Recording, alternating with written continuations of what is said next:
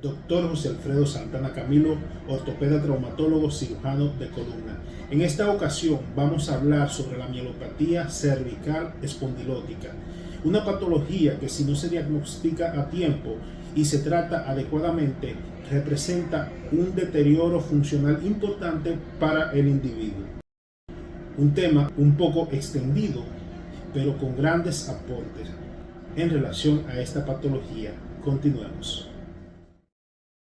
Antes de hablar del tema en cuestión, debemos puntualizar lo siguiente. El diámetro antero-posterior del conducto vertebral es de 17 a 18 milímetros. Se denomina estenosis del desarrollo cuando éste mide 13 milímetros. En algunos textos podemos encontrar el término estenosis relativa o estenosis del desarrollo. Cuando éste mide por debajo de 10 milímetros, se denomina estenosis absoluta. Debemos de tener en cuenta que la cervicoartrosis es un proceso degenerativo. Por ende, empeora a medida que envejecemos. La mielopatía puede coexistir con radiculopatía. Por eso, en algunos textos podemos encontrar el término mieloradiculopatía. El proceso mielopático es insidioso. Esto quiere decir que avanza de forma lenta y silente al pasar el tiempo. Entrando en contexto, la mielopatía cervical espondilótica se define como la presencia de signos de tracto largo secundario a la compresión de la médula espinal cervical debido a los cambios degenerativos de la columna vertebral. Desde el punto de vista estadístico, la cervicoartrosis es la causa principal de mielopatía en mayores de 55 años y es la principal causa de lesión medular no traumática. Es más común en hombres en una relación de 2.7 a 1. La prevalencia estimada en los Estados Unidos es de 1.120 por millón de habitantes. Es una afección que principalmente es multinivel, pero cuando hay nivel único afectado, el más común es C5-C6. Los cambios radiográficos que podemos observar en los hombres de la tercera década de la vida, podemos observar cambios de artrosis en un 13%, mientras que en la séptima observamos en un 100%. Con relación a las mujeres, a la edad de los 40 años, estos cambios lo podemos observar solamente en un 5%, y en la edad de los 70 en un 96%. La degeneración discal que podemos observar en la resonancia magnética en individuos mayor de 60 años, en los hombres en un promedio de un 86%, mientras que en las mujeres en un promedio de 89%. Eso quiere decir que en cualquier individuo que hagamos estudios de imagen por encima de los 40 años, vamos siempre a observar cambios degenerativos de algún tipo, ya sea discal, espondiloartrosis, osteofitosis o algún grado de calcificación.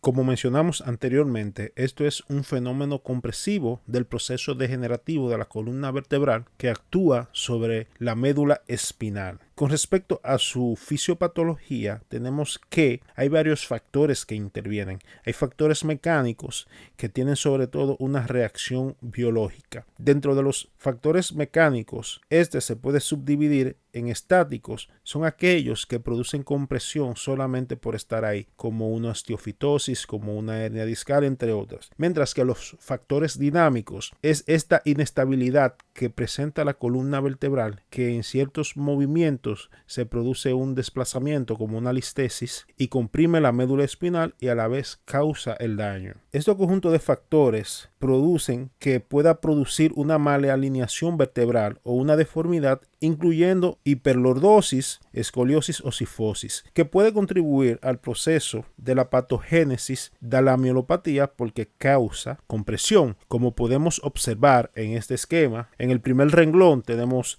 la espondilosis, la osteoartritis degenerativa, que a su vez se traduce en degeneración articular facetaria, como la artropatía facetaria, inestabilidad en la articulación facetaria, espondilolistesis degenerativa, entre otras. Enfermedad discal degenerativa, como la protusión y la hernia discal, o la espondilosis y la osteofitosis. Pueden haber algunas patologías genéticas que puedan predisponer a este proceso, como es el síndrome de Down, la enfermedad de Klippel-Feil, entre otros. Y también la degeneración no osteoartrítica, como la hipermovilidad de las articulaciones facetarias, como en el síndrome de Ehlers-Danlos. La degeneración ligamentaria, que puede causar hipertrofia, calcificaciones, osificaciones, como es la osificación del ligamento longitudinal posterior y la osificación del ligamento flavo. En relación a este proceso degenerativo, el Dr. Kirkcaldy Willis en 1970 describió lo que denominó la cascada degenerativa. Este cuenta con diferentes etapas. En primer lugar, tenemos la disfunción. En esta etapa, el disco pierde propiedades mecánicas por el proceso natural de envejecimiento. Hay pérdida de la altura de este, hay deshidratación del núcleo pulposo, cambios estructurales de las fibras colágenas en el interior, puede haber hernia o protrusiones discales. Todo esto sobrecarga las estructuras de la parte posterior de la columna, refiriéndose al ligamento amarillo, ligamento inter y supraespinoso, las articulaciones cigapofisarias y la cápsula que la envuelve. Todo esto causa un proceso de degeneración que causa inestabilidad, que se traduce en listesis, en pérdida de la lordosis cervical, así como procesos de escoliosis. El organismo, tratando de corregir este proceso, pasa a una etapa que se denomina autoestabilización, donde buscando estabilizar la columna comienza la formación de osteofitos, tanto en la parte posterior como anterior de los end plates, lo cual puede causar compresión. Hay osificación del ligamento longitudinal posterior, que a su vez puede comprimir. El disco protruido también se puede calcificar. Puede haber calcificación del ligamento amarillo e interespinoso, hipertrofia de la cápsula articular y una hipertrofia de las apófisis articulares. Todo esto puede contribuir a que haya un estrechamiento del conducto vertebral y a su vez compresión de la médula espinal.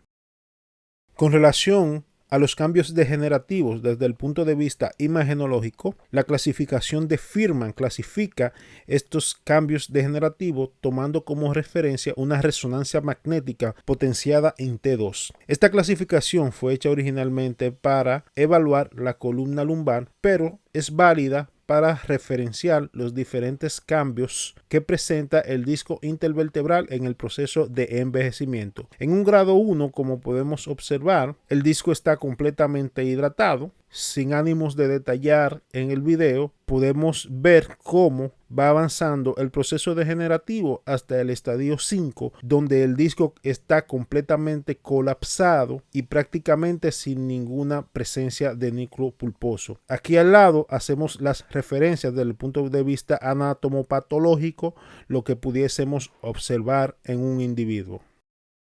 Desde el punto de vista fisiopatológico, el proceso compresivo produce un compromiso vascular, sobre todo de la arteria espinal anterior, que brinda irrigación a los 2/3 anteriores de la médula espinal y las arterias segmentarias. Esto desencadena un proceso inflamatorio neural, un proceso de isquemia y una excitoxicidad. Esto consiste en que hay una hiperexcitación de las neuronas, sobre todo de la anterior, por los neurotransmisores excitadores como el glutamato. Esto causa que haya una entrada de una gran cantidad de calcio dentro de la célula que interviene con su proceso fisiológico natural, sobre todo a nivel de la mitocondria, alterando el proceso de producción de energía, lo cual a su vez desencadena un proceso de apoptosis que se traduce en cavitaciones císticas, gliosis, degeneración waleriana de los tractos largos, sobre todo el espinotalámico lateral y anterior, los tractos espinocerebelosos y los tractos córtico-espinales. De ahí la fisiopatología de este proceso, además de una pérdida de las neuronas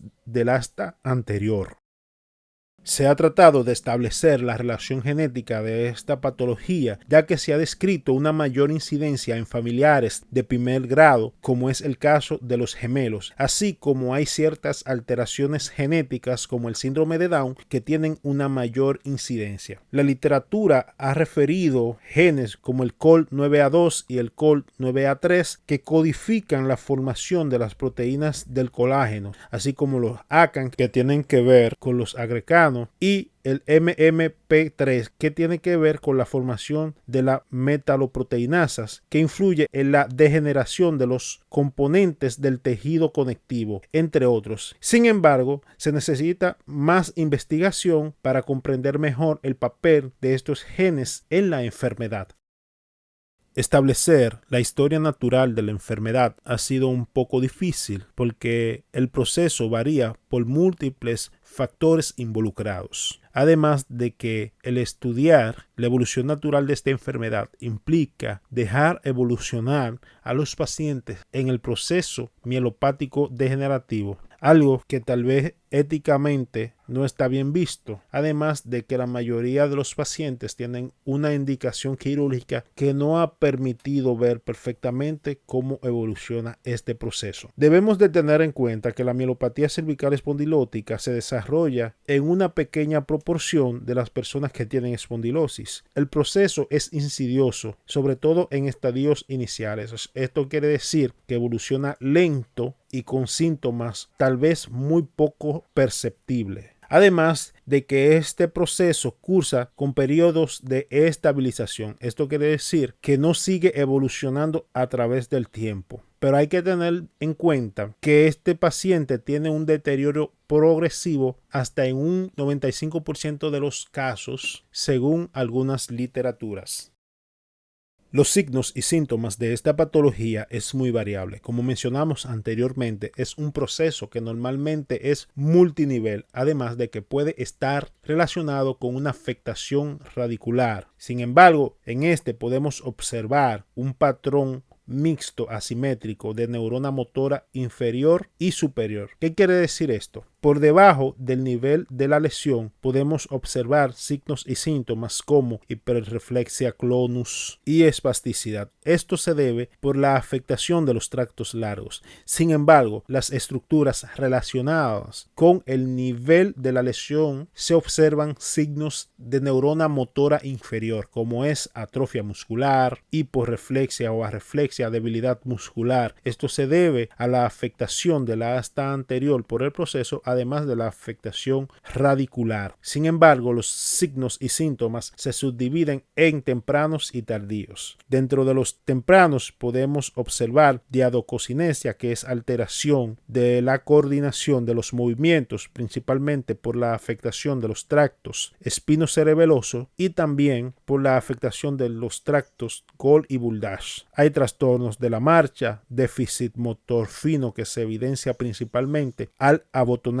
la camisa, hay ligera hiperreflexia. Dentro de los signos tardíos podemos observar espasticidad, marcha con asistencia, déficit motor grosero, marcada hiperreflexia. También vamos a ver clonus, pérdida de la propiocepción y pérdida del balance, signos como Lermit, Hoffman y Babinski, entre otros. El estudio de elección para evaluar y valorar la mielopatía cervical es la resonancia magnética. En este podemos observar cambios de intensidad, los cuales pueden ser signos de desmielinización, edema, gliosis, isquemia y mielomalacia. También nos puede servir como un método pronóstico luego de realizar el tratamiento quirúrgico. En el estudio potenciado en T2 podemos ver imágenes hiperintensas que tienen buenos resultados cuando se les realiza el procedimiento quirúrgico. Sin embargo, cuando estas imágenes se acompañan en una imagen potenciada en T1 por imágenes hipointensas, esto trae peores resultados ya que la lesión está más instaurada. Con relación a esta patología está la clasificación de Ja-Jeong-Yu, la cual es una clasificación imagenológica de resonancia magnética que se realiza en los cortes axiales potenciados en T2. Este clasifica la lesión de la médula espinal desde 0 a 3, donde 0 es la médula espinal sin lesión. La tipo 1 podemos observar una lesión hiperintensa difusa que ocupa mayor de 2/3 de la médula espinal. Las lesiones 2 y 3 se caracterizan por una afectación de menos de 2/3 de la médula espinal. En la tipo 2 observamos una lesión más focalizada donde su borde es ligeramente mejor definido. Sin embargo, una tipo 3 presenta una lesión con bordes bien definidos. Esto quiere decir que la lesión está bien instaurada y podemos observar cavidades llenas de líquido cefalorraquídeo. Por ende, mientras mayor sea el grado de la lesión, mayor el compromiso de la médula espinal estructural y neurológico, y los resultados quirúrgicos son menos prometedores. Otro estudio válido para realizar este tipo de paciente es la tomografía axial computarizada, el cual nos ayuda a la diferenciación ósea y diferenciar los procesos de calcificación, como los osteofitos, calcificación discal, calcificación de ligamentos como el ligamento longitudinal posterior, también para valorar las fracturas y sobre todo para ayudarnos en la planeación quirúrgica. La mielografía, que es el estudio con medio de contraste, está indicado para aquellos pacientes que no se puedan realizar resonancia magnética por alguna condición. Las radiografías de columna cervical las utilizamos para valorar la alineación, la calidad ósea e inestabilidad, sobre todo en las radiografías dinámicas. Podemos aplicar el índice de Pavlov, que consiste en dividir el diámetro del conducto raquídeo a nivel medio del cuerpo vertebral entre el diámetro del cuerpo vertebral. Si da por debajo de 0.8, esto es igual a una estenosis cervical. Los estudios neurofisiológicos son esenciales para la valoración del paciente con mielopatía cervical, sobre todo cuando utilizamos los potenciales evocados somatosensoriales y motores, que nos ayudan a evaluar los cordones blanco posteriores y la vía córtico-espinal. Es útil sobre todo para la evaluación funcional de la médula espinal. Utilizamos la electromiografía sobre todo para diagnósticos diferenciales como radiculopatías, plexopatías, compresión del nervio cubital o mediano o la esclerosis lateral amiotrófica. Es poco útil para el diagnóstico de la mielopatía cervical espondilótica. Dentro de los diagnósticos diferenciales que podemos mencionar está la esclerosis lateral amiotrófica, que se caracteriza por la ausencia de síntomas sensitivos y dolor radicular, además de hallazgos de nervios craneales. Otro es la esclerosis múltiple, que se caracteriza por disfunción visual, hallazgos de los nervios craneales y fatiga. El atrapamiento de nervio periférico, como la neuropatía cubital y síndrome del túnel del carpo, que dan síntomas focales compatibles con mononeuropatía. Patologías intracraneales, como la neoplasia cerebral, que se caracteriza por cefalea, vómitos, examen mental alterado, alteraciones visuales y de los nervios craneales. Hidrocéfalo normotensivo, que se caracteriza por cambios cognitivos y disfunción esfinteriana. El déficit de la vitamina B, que se caracteriza por disfunción cognitiva, gliosis, disfunción visual, síntomas sensitivos distales en extremidades inferiores y tetra o paraparesia espástica con alteración de los cordones posteriores. Hay múltiples escalas funcionales que se aplican cuando hacemos el diagnóstico de la patología. Una de las principales que podemos mencionar está la escala de Nurek, que se describió en 1972, donde relaciona los signos y síntomas con la capacidad funcional del individuo. Otra escala principalmente utilizada y más completa es la escala modificada de la Asociación Japonesa de Ortopedia. Se denomina modificada porque la original fue descrita con la utilización de palillos para la función motora. Sin embargo, esta se adaptó para nuestra región refiriéndose al uso de cubiertos. Esta escala evalúa la función motriz de los miembros superiores e inferiores, el déficit sensitivo a nivel de los miembros superiores, tronco y miembros inferiores y la función vesical. Esta escala va de 0 a 17 y dependiendo la puntuación, la enfermedad se clasifica en leve cuando la puntuación es de 15 a 17 puntos, moderada si es de 12 a 14 puntos y severa menor de 12 puntos. Para establecer el manejo adecuado de este tipo de pacientes, debemos correlacionar los signos y síntomas y su funcionabilidad. Podemos utilizar el siguiente algoritmo para el manejo de este tipo de pacientes. Lo vamos a recibir con la queja de síntomas en miembros superiores presente en el 86% de los casos y dolor de cuello en el 60% de los casos. En la evaluación debemos buscar signos para detectar anomalía en la marcha, que es lo principal en el 67% de los casos, debilidad muscular presente en el 62%, problemas de control de motricidad fina, lo vemos en un 36% de los casos, e incontinencia urinaria e intestinal en el 17% de los casos. Cuando evidenciamos esto, se envía al paciente a rayos X y resonancia magnética para confirmar la presencia de compresión de la médula espinal. Ya con el diagnóstico clínico e imagenológico procedemos a la clasificación de este paciente. Cuando es leve, se le ofrece una terapia de rehabilitación supervisada. Si no hay mejoría a los síntomas o empeora, la cirugía es recomendada. En el moderado, referir al cirujano de columna para posibilidad de tratamiento quirúrgico. Si el tratamiento conservador es elegido, supervisar con frecuencia cada 6 a 12 meses por deterioro. Si es grave, derivar a un cirujano de columna para tratamiento quirúrgico. Monitorear el éxito quirúrgico con la puntuación de la escala modificada de la Asociación Japonesa de Ortopedia, así como la marcha y evaluación manual de la destreza.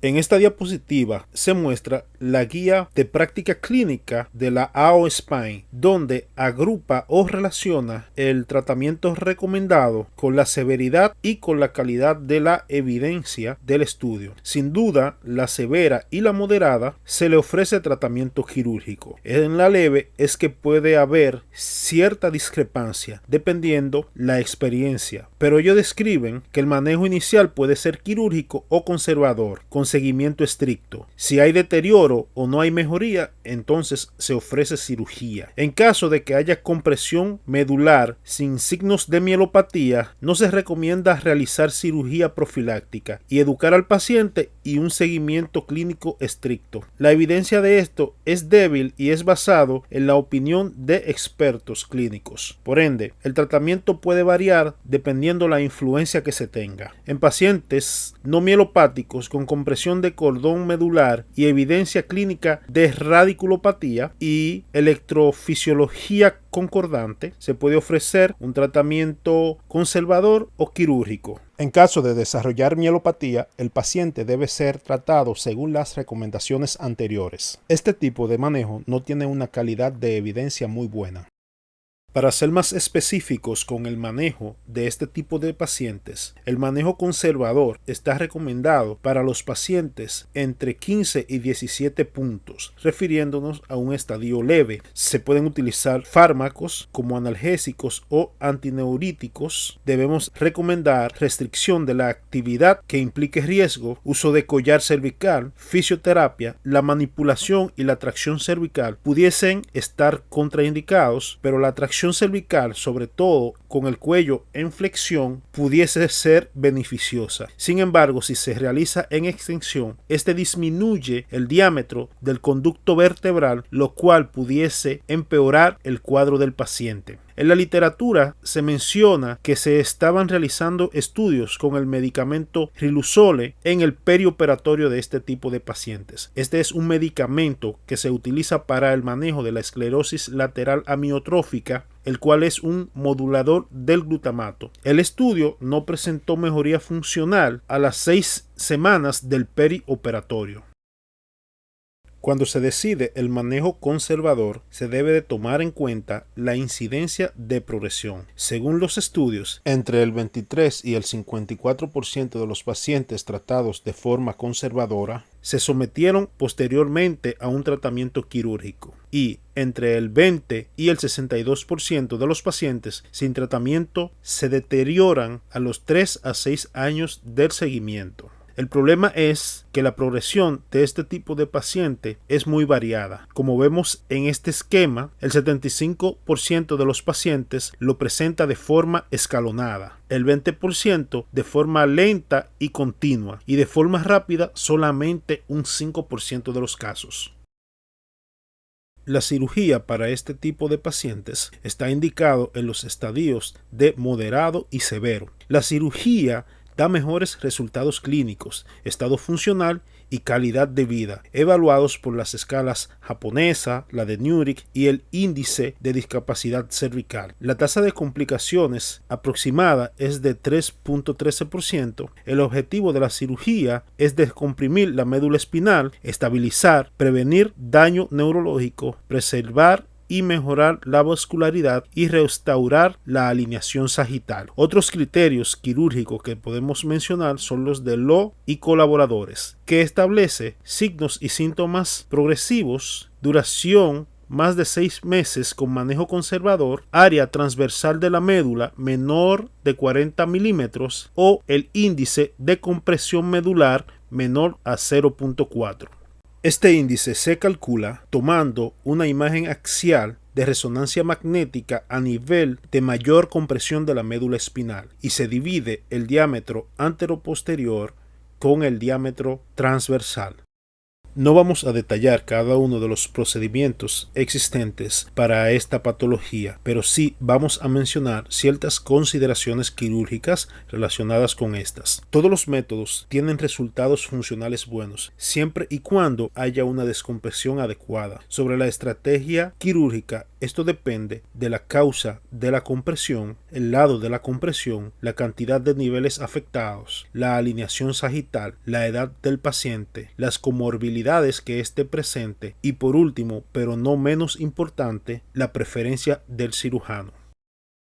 En conclusión, la cirugía frecuentemente mejora la función neurológica. Muchos pacientes no mejoran. En muy raras ocasiones, los pacientes empeoran. Un conocimiento clásico sostiene que el objetivo de la descompresión es mantener la función neurológica y frenar la progresión. En otras palabras, solemos decir que no prometemos la mejoría del paciente, pero sí aseguramos que ésta no va a seguir progresando. Hasta aquí este interesantísimo tema. Si tienes alguna pregunta u observación, la puedes dejar en la caja de comentarios. No olvides dar like y compartir. También me puedes seguir en las diferentes redes sociales donde también subo contenido relacionado con la especialidad. Muchas gracias.